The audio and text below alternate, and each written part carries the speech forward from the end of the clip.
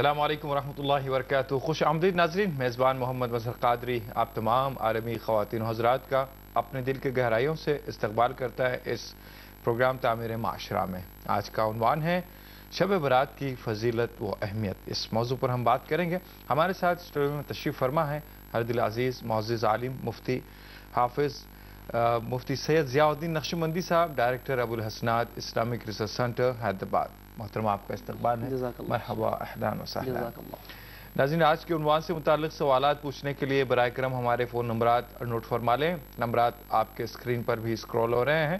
Toll free number ہے 1800345026 اور S T D number ہے 08415305010۔ آپ ای میل کے ذریعے بھی اپنے سوالات روانہ کر سکتے ہیں۔ ای میل آئی ڈی ہے response.urdu@etv.co.in۔ مفتی صاحب سے درخواست کرتے ہیں آج کے عنوان سے متعلق تمہیدی کلمات پیش فرمائیں۔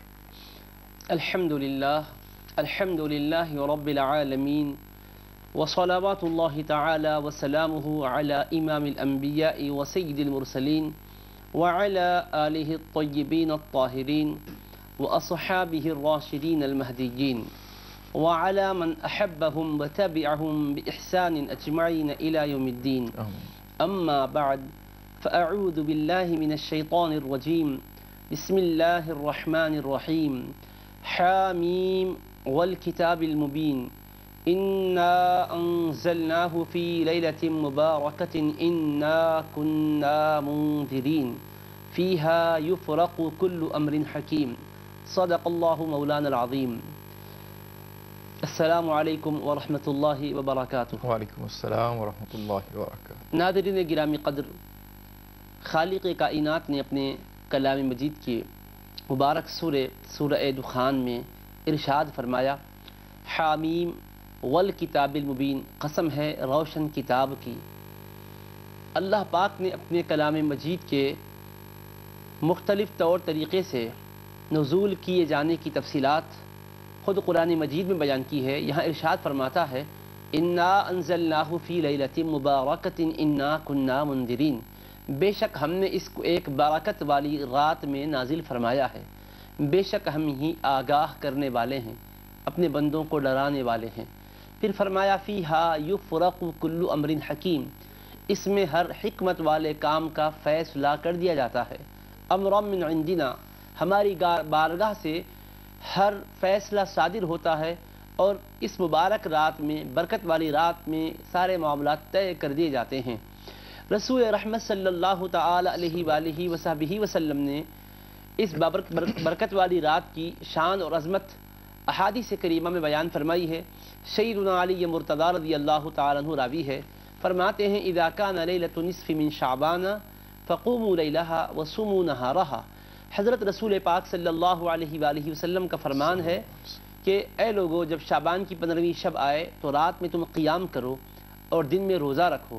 فإن اللہ تعالی ینزل فیہا لغروب الشمس الی السماء الدنیا، کیونکہ اللہ تبارک و تعالی سورج کے ڈوبنے کے ساتھ ہی آسمان دنیا پر اپنی تجلی خاص فرماتا ہے، اور اللہ پاک کی ندا فرماتا ہے، الا من مستغفر فاغفر لہ، ہے کوئی بخشش کا چاہنے والا کہ میں اسے معاف کر دوں، الا مسترزق فارزقہ، ہے کوئی روزی کا طلبگار کہ میں اس کو روزی سے سرفراز کر دوں، الا من مبتلا فاعافیہ، ہے کوئی مصیبت زدہ کہ میں اسے عافیت عطا کر دوں، الا کذا حتی یطلع الفجر، ہے کوئی اس طرح مصیبت کا مارا ہوا کہ وہ میری بارگاہ میں عرض کرے میں اس کو سرفراز کر دوں۔ یہ اعلان غروب آفتاب سے فجر تک ہوتا رہتا ہے۔ یہ برکت والی رات لیلۃ نصف من شعبان، شعبان کی 15ویں رات ہے، جس کی شان و عظمت اللہ پاک نے بھی اور رسول پاک علیہ السلام نے بھی بیان فرمائی ہے۔ سبحان اللہ۔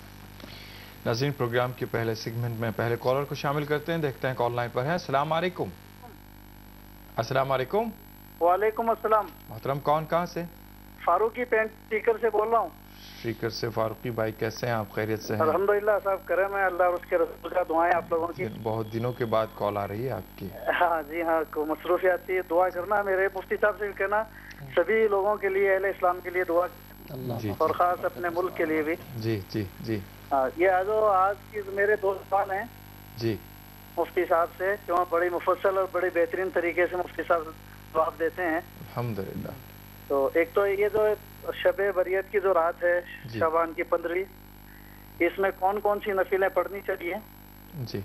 और दूसरा, इस रात में मतलब किन किन लज़्ज़ात से बचना चाहिए? रात को मतलब सिर्फ इबादत में रहें, कब्रिस्तान जाएं, इस पे खुलासा की अच्छी बेहतरीन रोशनी डालें। ठीक है। अस्सलाम वालेकुम। वालेकुम अस्सलाम व रहमतुल्लाह। दीगर कॉलर भी लाइन पर हैं। अस्सलाम वालेकुम।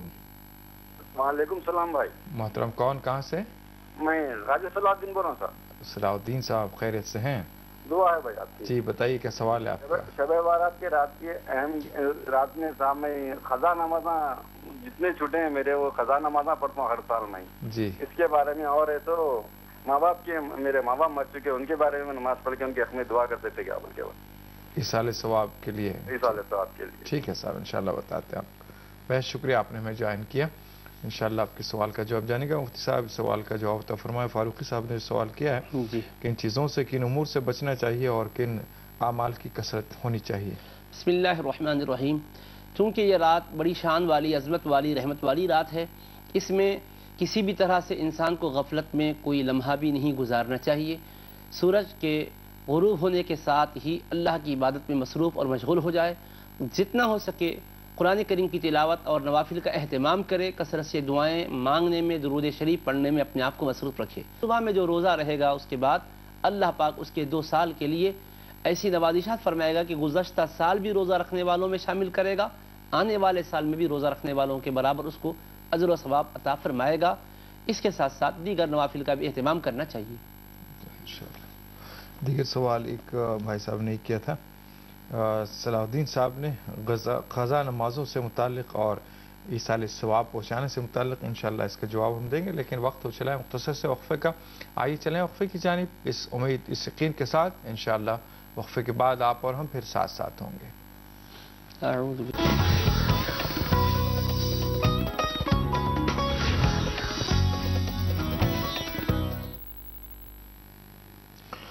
नाज़रीन, वक्फ़े के बाद फिर से आपका खैर मक़दम है प्रोग्राम तामीर माशरा में, और आज का हमारा उन्वान चल रहा है शब बारात की फजीलत व अहमियत। इस मौजू पर हम बात कर रहे हैं।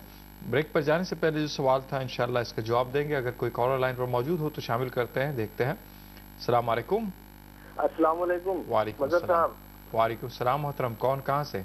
मैं मोहम्मद सुहेल कलगढ़ से बोल रहा हूँ। सबसे पहले आपका शुक्रिया अदा करना चाहता हूँ कि अच्छा प्रोग्राम आप लोगों ने शुरू किया, और इतना अच्छा प्रोग्राम है कि इसका हम आपको बयान नहीं कर सकते। बड़ा इंतजार रहता है मौलाना साहब का और आपका, और काफी इंतजार से हम लोग देखते रहते हैं इस प्रोग्राम को। अल्लाह का। हमारा सवाल ये है कि मैं चूँकि कॉर्पोरेट ऑफिस में काम करता हूँ, वक्त बहुत निकालना मुश्किल होता है जी जी, लेकिन काफी लगाव है जी अपने मजहब से और इस्लाम से। तो चाहता हूँ कि उसी तरह से ऑफिस में काम करते हुए मैं किस तरह से इबादत कर सकता हूँ। ज़ोहर नमाज नहीं पढ़ पाता, कई सुबह नमाज पढ़ता हूँ, थोड़ी बहुत तिलावत करता हूँ, बाकी वक्त में बस ऐसे ही जिक्र करता हूँ, लेकिन ना नमाज पढ़ पाता हूँ ना कुछ। अभी शब बारात का मामला है, मैं कैसे ऑफिस में रहते हुए शब बारात का जो रुकन को अगर करना चाहूँ तो किस तरह से करूँ। दूसरा एक सवाल ये है कि शब कद्र और शब बारात में बड़ा डिफरेंस है, तो मुझे ये बताइए कुरान और कुरान के तफसीर से कि कुरान में जिक्र शब कद्र का या शब बारात का है, और हमें उस हिसाब से क्या करना चाहिए। ठीक है, इंशाअल्लाह बताते हैं आपको। बहुत शुक्रिया, आपने हमें ज्वाइन किया कलकत्ता से। आपके सवाल का जवाब जानेगा। इससे पहले जो सवाल आया था ब्रेक पर जाने से पहले, क्या इस रात में ख़ज़ा नमाज़ें अदा की जा सकती है और कैसे अदा की जाए, और ईसाल सवाब पहुँचाने का तरीक़ाकार क्या है? देखिए, ख़ज़ा नमाज़ों से मुताल्लिक़ जो हमारे मुआशरे में एक तसव्वुर है वो ये कि नमाज़ों को हम पाबंदी से अदा न करें, जो भी नमाज़ें रह जाए इंतज़ार करें शब क़द्र का, मुक़द्दस रातों का, फिर उन रातों में वो नमाज़ें क़ज़ा करने में मशगूल हो जाएं। देखिए, नमाज का तर्क करना एक बंदे मोमिन के लिए कबीरा गुनाह है। अल्लाह के रसूल सल्लल्लाहु तआला अलैहि वसल्लम ने निहायत ही वाज़ेह कलिमात के साथ बड़ी सख्त वईद बयान की है। मन तरका सलात मुतअम्मिदन फ़क़द कफ़रा। इरशाद फरमाया कि जो जान बूझ कर नमाज को तर्क कर देता है वो अल्लाह के मुनकिरों जैसा अमल करने वाला करार पाता है। इतनी सख्त तरीन वईद आई है, उसको कुफ्र से, इनकार से आपने ताबीर फरमाया। रसूल करीम सल्लल्लाहु अलैहि वसल्लम ने इरशाद फरमाया, نماز کا تذکرہ کرنے کے بعد من حافظ علیہا کانت لہ نورا و برہانا و نجات یوم القیامہ، کہ جو نمازوں کی پابندی کریں گے یہ نمازیں اس کے لیے قیامت میں نور بنے گی، اجالا بنے گی اور روشن دلیل بنے گی، نجات کا سامان بنے گی۔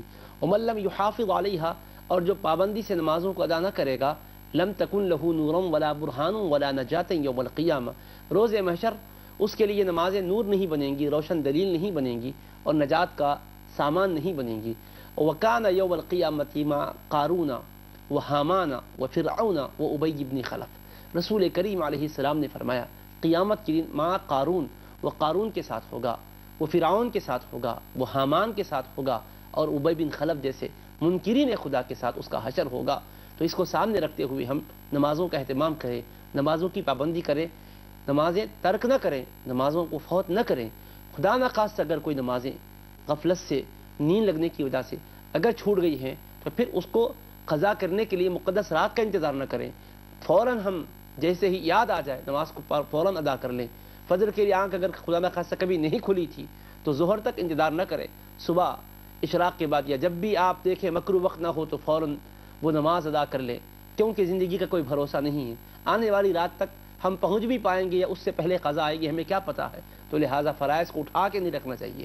لیکن اب رہا یہ کہ اس رات میں اگر کسی کو رات مل جائے اور اس کے ذمے کچھ نماز قضا ہے تو کیا کرے؟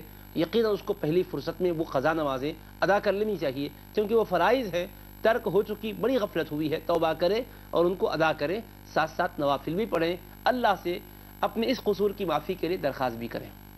اور ایصال ثواب کے سلسلے میں بات یہ ہے کہ دنیا سے کوئی انسان پردہ کرتا ہے، انتقال کر جاتا ہے، تو اس سے متعلق احادیث کریمہ سے، صحیح احادیث سے ثبوت ملتا ہے کہ اس کے لیے کوئی کار خیر کر کے اس کا ثواب پہنچایا جا سکتا ہے۔ صحیح بخاری شریف میں حدیث پاک ہے، ایک صحابی نے اپنی والدہ کی دنیا سے پردہ فرمانے کے بعد پوچھا تھا یا رسول اللہ فہل ینفعها ان تصدقت عنها، اگر میں اپنی ماں کی طرف سے کوئی کار خیر کروں اور اس کا ثواب ان کو پہنچاؤں تو کیا فائدہ ان کو پہنچے گا؟ تو حضور نبی کریم علیہ السلام نے فرمایا نعم، ہاں پہنچے گا۔ اس طرح سے ایصال ثواب سے متعلق اور بھی مزید روایات ہیں۔ بہرحال مختصرا میں کہ ایصال ثواب کرنا اچھی بات ہے، مرحومین کو نیک اعمال کر کے اس کا ثواب ہدیہ کرنا چاہیے، احادیث کریمہ سے اس کا ثبوت ملتا ہے۔ جی، اور ایسے ہی سوال آیا تھا سہیل بھائی کا کیلکٹا سے، آفس میں کام کرتے ہیں، کارپوریٹ آفس میں ہیں، صبح کی شام مصروفیت میں گزرتی ہے تو نماز کے اوقات نہیں نکالتے ہیں، یا کمپنی کی جو بھی پابندیاں ہیں، جو بھی وجوہات ہیں یہ ہیں، تو کیسے نمازیں ادا کریں؟ نمازوں کا جہاں تک معاملہ ہے، ابھی جیسا کہ میں نے عرض کیا، بندہ مومن کے لیے نماز لازم و ضروری ہے۔ اللہ تبارک و تعالیٰ نے اپنے کلام مجید میں ارشاد فرمایا ان الصلاۃ کانت علی المؤمنین کتابا موقوتا، بے شک نماز مومنوں پر وقت کے ساتھ مقرر کر دی گئی ہے۔ تو جب وقت آئے گا تو نماز کو پڑھنا ہی چاہیے ہمیں۔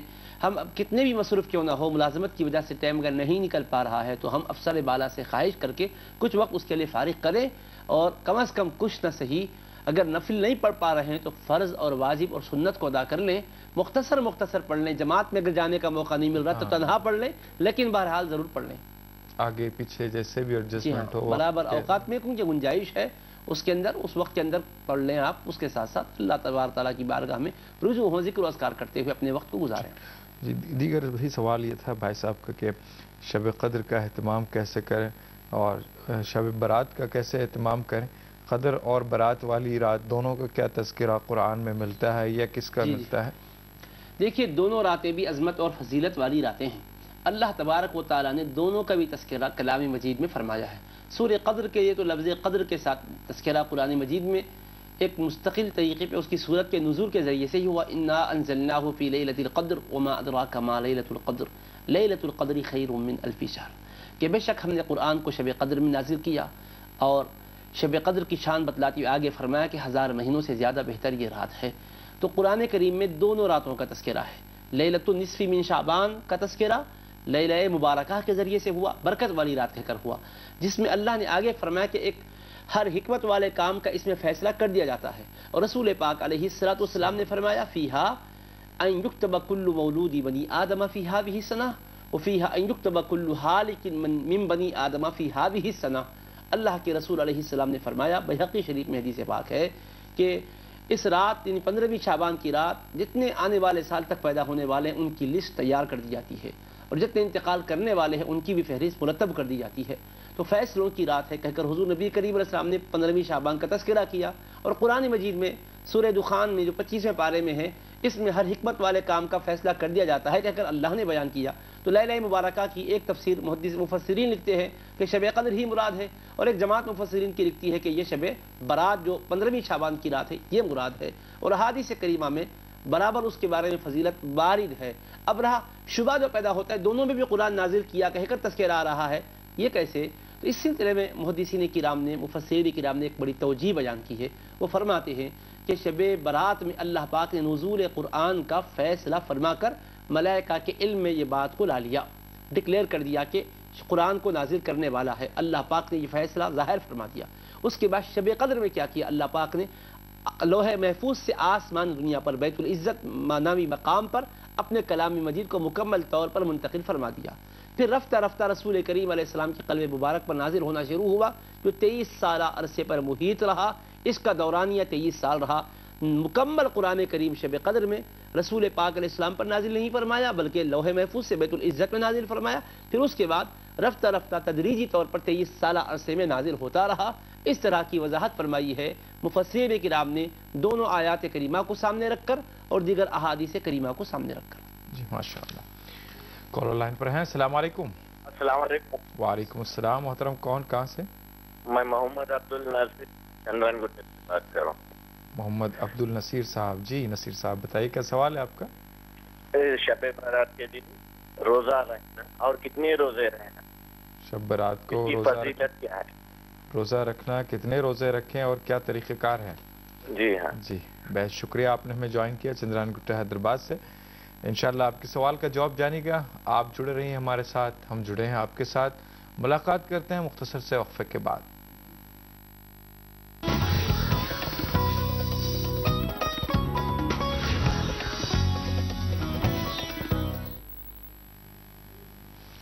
ناظرین وقفے کے بعد پھر سے آپ کا خیر مقدم ہے پروگرام تعمیر معاشرہ میں، اور آج کا عنوان چل رہا ہے شب برات کی فضیلت و اہمیت۔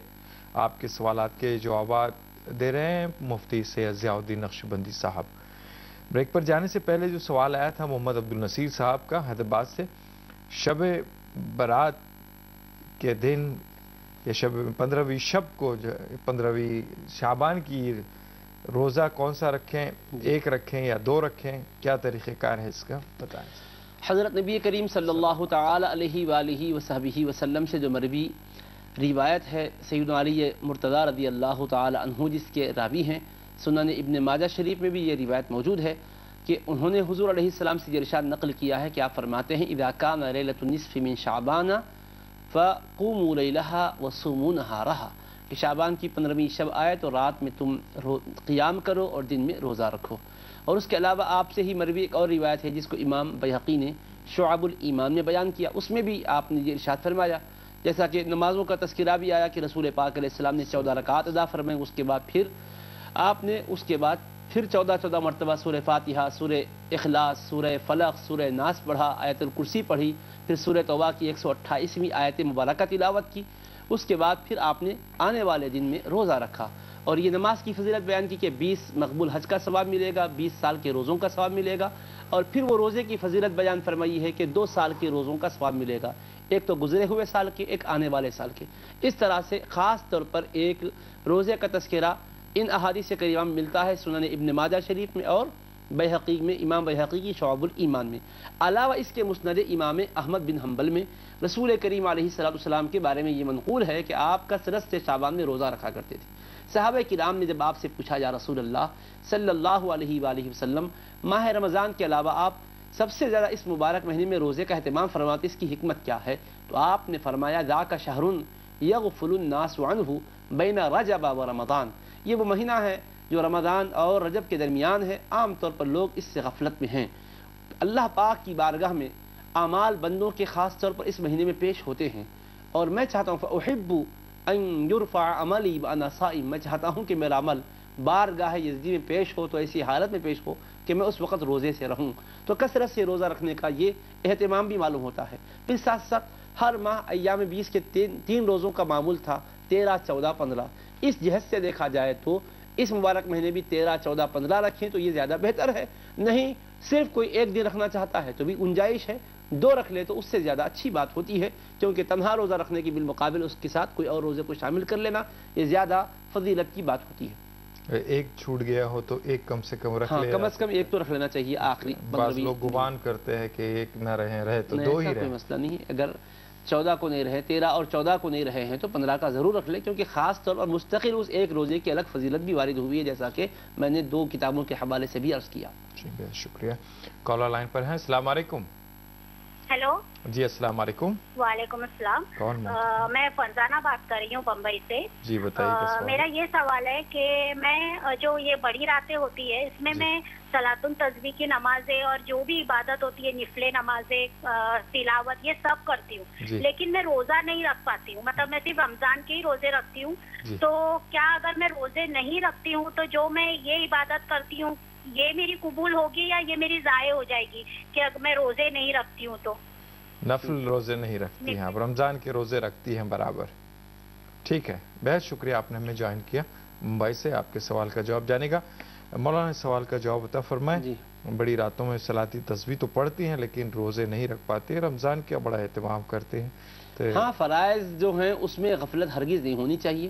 رمضان کے روزے ہی فرض ہے, باقی تمام روزے مسنون ہیں, مستحب ہیں.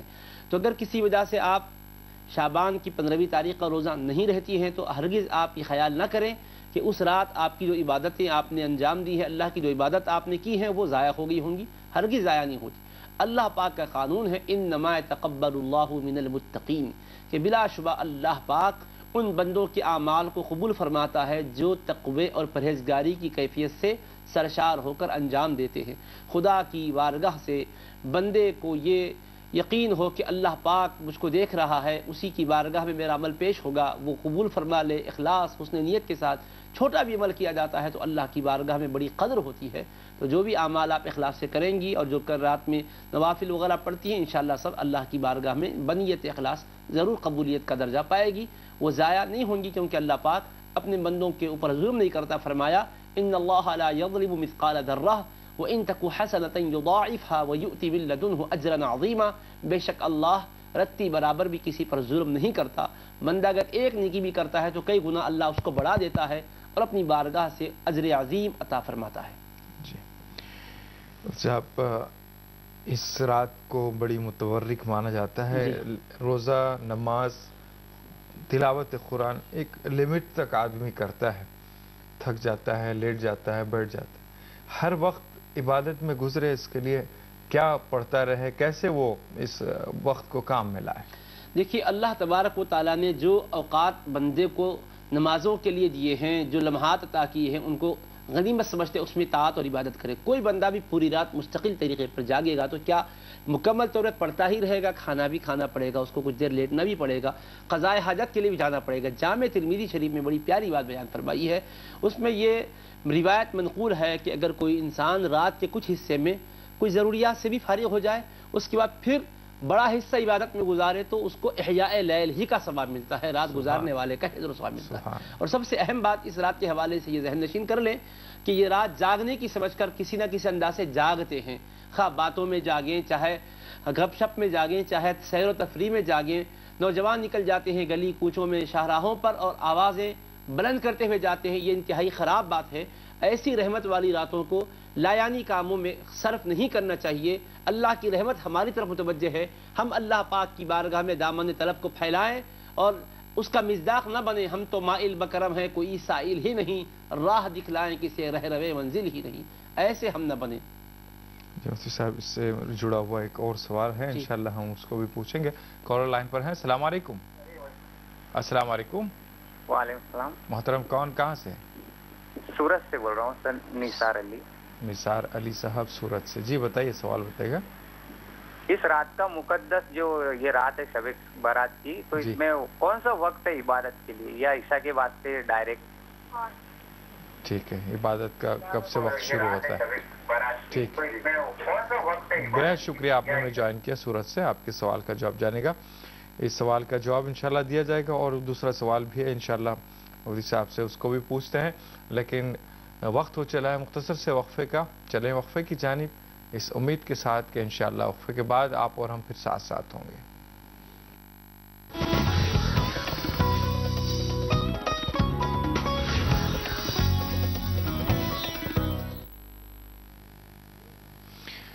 ناظرین، وقفے کے بعد پروگرام کے آخری سیگمنٹ میں پھر سے آپ کا خیر مقدم ہے، اور آج کا ہمارا موضوع چل رہا ہے شب برات کی فضیلت و اہمیت۔ اس موضوع پر ہم بات کریں۔ بریک پر جانے سے پہلے جو سوالات ہیں انشاءاللہ اس کا جواب آپ جانیں گا۔ سوال آیا تھا نثار علی صاحب کا کہ کون سی عبادت کریں شب برات کو، کیسی عبادت کریں، اور دوسرا یہ کہ مفتی صاحب سے یہ بھی سوال اس سے پہلے سوال سے جڑا ہوا ہے کہ اس میں کثرت سے کون سے اعمال کرنا چاہیے، دوسرا کون سے اعمال سے بچنا چاہیے۔ جیسے ہوٹلنگ ہے، لوگ شاپنگ کرتے ہیں، ہوٹلنگ کرتے ہیں، یہاں وہاں پھرتے ہیں، اور خاص کر بعض مقامات پر آتش بازی بھی بڑے اہتمام سے کرتے ہیں، تو یہ چیزوں سے کیسے ہم پرہیز کریں، کیا اس کا وبال ہے؟ دیکھیے، اس بابرکت رات میں جہاں پر اللہ پاک کی رحمت عامہ بندوں پر نازل ہوتی ہے، وہیں پر بندوں کے لیے یہ ہدایت دے دی گئی ہے کہ اللہ پاک کی رحمت عامہ سے بہت سے بد نصیب ہیں جو کہ اپنے دامن مراد کو نہیں بھر پاتے۔ وہ کون سے ہیں؟ تو نبی کریم علیہ السلام نے ان کی ایک فہرست بیان کی ہے کہ ماں باپ کی نافرمانی کرنے والوں کی اس رات بخشش نہیں ہوتی، جو لوگ جادوگری میں مصروف ہیں ان کی بخشش نہیں ہوتی، شراب پینے والوں کی بخشش نہیں ہوتی، سودی معاملات والوں کی بخشش نہیں ہوتی، اضلاع تکبر ٹخنوں کے نیچے لباس پہننے والوں کی بخشش نہیں ہوتی۔ اسی طرح سے نبی کریم صلی اللہ علیہ وسلم نے فرمایا زنا کرنے والے، بدکاری کرنے والوں کی بخشش نہیں ہوتی، ڈاکہ زنی کرنے والے رہزنوں کی بخشش اس رات نہیں ہوتی، دل میں کینہ کپٹ، حقد و حسد رکھنے والوں کی بخشش نہیں ہوتی، اور اللہ پاک کے ساتھ کسی کو شریک ٹھہرانے والوں کی بخشش نہیں ہوتی۔ اللہ کے رسول صلی اللہ علیہ وسلم نے پہلے سے کیوں بتلایا؟ تاکہ انسان اللہ تبارک و تعالیٰ کی بارگاہ میں ان گناہوں سے اس رات کے آنے سے پہلے توبہ کر کے اپنے آپ کو راضی کرنے کے لیے، اللہ تعالیٰ کو راضی کرنے کے لیے اپنے آپ کو تیار کر لے، جس کے جو حقوق اس سے متعلق ہے وہ حقوق ادا کر کے معاملے کی صفائی کرا لے۔ اب اس رات میں ان تمام چیزوں سے انسان کو بچنا چاہیے۔ جہاں طاعت اور عبادت کا اہتمام کرنا چاہیے، وہیں پر جیسے آپ نے فرمایا کہ ہوٹلنگ کرتے ہیں، دیکھیے چائے پینا، کھانا کھانا برا نہیں ہے، بہت رات جاگ رہے ہیں تو آپ نشاط پیدا کرنے کے لیے، نیند کو بھگانے کے لیے چائے استعمال کر سکتے ہیں، گھر میں نظم نہیں تو ہوٹل سے بھی لے کر پی سکتے ہیں، لیکن کیا اسی حد تک انسان استفادہ کر رہا ہے یا حد کو پھلانگ رہا ہے؟ عام طور پر ہمارے پاس بے اعتدالیاں بہت بڑھ گئی ہے، غپ شپ میں وقت گزرتا ہے، ایک دوسرے پر تبصرہ کرنا ہمارا مزاج بن چکا ہے۔ یہ ساری کی ساری چیزیں اللہ کی رحمت سے ہمیں محروم کر دیتی ہے۔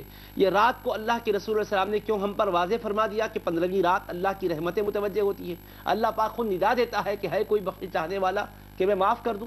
سوچیں اللہ کی یہ کرم نوازی کتنی بڑی ہم لوگوں کے حق میں ہے۔ سابقہ امتوں نے بھی گناہ کیے مگر اللہ نے ان کو ندا دے کر بخشش کے لیے نہیں بلایا۔ قرآن سے پوچھئے، پہلے پارے ہی میں 6 رکوع کے اندر حضرت موسیٰ علیہ السلام کی امت کا تذکرہ ہے کہ انہوں نے گناہ کیا تھا، گوسالہ پرستی کے جرم میں مصروف ہوئے تھے، مشغول ہوئے تھے۔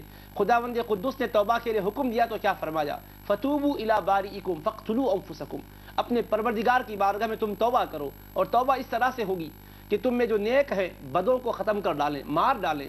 جب تک تم صفحہ ہستی سے مٹ نہیں جاؤ گے تمہارا قصور معاف نہیں کیا جائے گا۔ تو چنانچہ ایسا ہی ہوا، ایک دن میں 70,000 مارے گئے، تب اللہ نے ان کی توبہ قبول کی، فتاب علیکم فرمایا۔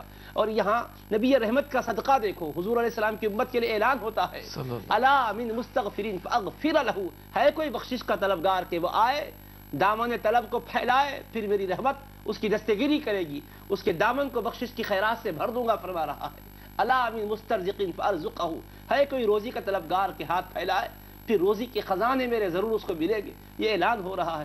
اتنا عظیم ترین کرم رب کا ہو اور ایسے وقت میں ہم ادھر ادھر گھومنے پھرنے میں وقت کو بتائیں تو ہم سے بڑھ کر محروم کون ہوگا؟ ہرگز ہمیں ان تمام بری حرکتوں سے دور رہتے ہوئے اللہ کی بارگاہ میں ہر لمحہ متوجہ رہنا چاہیے، اللہ کی بارگاہ میں گڑ گڑا کر بخشش و مغفرت کی خیرات حاصل کرنے کے لیے متوجہ رہنا چاہیے۔ مفتی صاحب، عبادت کریں تنہائی میں کریں یا محفل میں کریں یا مسجد میں کریں، کیسی جگہ مناسب ہے؟ جہاں تک ذکر و اذکار کی بات ہے تو انسان کو اجتماعی طور پر کرنے کے بجائے انفرادی طور پر کرنے میں ہی زیادہ کیفیت بھی پیدا ہوتی ہے اور آنکھ سے اس کے آنسو ٹپکتے ہیں۔ لیکن آج ہمارے گھروں کا جو حال ہو چکا ہے، انفرادی گھر میں اگر کرنے کے لیے کوئی بیٹھا اور اس کے بعد اگر غفلت کی نظر اس کی رات ہوتی ہے، یہ اندیشہ ہوتا ہے، تو اس کو بہتر ہی ہے کہ مسجد میں جہاں پر اجتماعی طور پر لوگ قرآن کی تلاوت کر رہے ہیں، بیانات ہو رہے ہیں، واعظ ہو رہا ہے، خدا کے خوف کی باتیں کہی جا رہی ہے، دل کو پگھلا دینے والی نصیحتیں کی جا رہی ہے، تو ویسے مجموعوں میں شریک ہو کر ضرور استفادہ کرنا چاہیے۔ اس کے بعد نوافل پڑھنے کا جہاں تک معاملہ ہے انفرادی طور پر پڑھنا چاہیے، تلاوت کرنی چاہیے۔ مسجد میں ایک جوش و خروش کے ساتھ مسلمان رہتے ہیں، جہاں مساجد میں عبادتوں کا اہتمام ہے، یقیناً مسجد کے کسی گوشے میں بیٹھ کر عبادت کرنا چاہیے، دائیں بائیں کی پرواہ کیے بغیر خود اللہ کی بارگاہ میں اپنے آپ کو پیش کر کے گڑ گڑانا چاہیے۔ اور اگر گھر کے اندر اچھا ماحول بنتا ہے اور اس میں ایک سوئی کی کیفیت پیدا ہوتی ہے، غفلت نہیں پیدا ہوتی، تو بہتر ہے کہ گھر میں پڑھیں، گھر کو بھی آپ اپنے عبادت کے لیے مشغول رکھیں تاکہ اللہ کی رحمتیں گھر میں بھی برسنے لگ جائیں۔ جی کالر لائن پر ہیں۔ السلام علیکم۔ السلام علیکم۔ السلام محترم، کون کہاں سے؟ ہیلو، غالباً لائن ڈراپ ہو گئی ہے۔ اب یہ بات کرتے ہوئے انشاءاللہ ابھی اختتام کو پہنچتے ہیں۔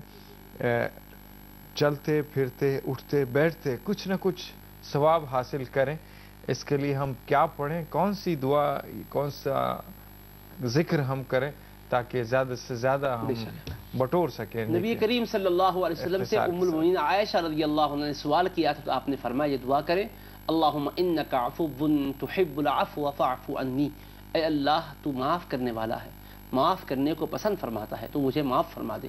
یہ نہایت ہی محبوب ترین ورد ہے جس کو رسول پاک نے سامنے کرنے کا حکم فرمایا ہے صلی اللہ علیہ وسلم۔ ماشاءاللہ، بہت شکریہ مولانا صاحب۔ ناظرین، بہرحال پروگرام اختتام پذیر ہوتا ہے۔ آپ کے کالز کا شکریہ ہم ادا کرتے ہیں، آپ کی ہمت افزائی کا شکریہ ادا کرتے ہیں، اپنے مہمان محترم کا بھی ہم شکریہ ادا کرتے ہیں۔ جزاک اللہ خیر فی الدارین۔ اجازت چاہتا ہے آپ کا میزبان محمد مظہر قادری۔ انشاءاللہ پھر اگلے جمعہ کو آپ سے ملاقات ہوگی کسی اور عنوان کے ساتھ۔ فی امان اللہ۔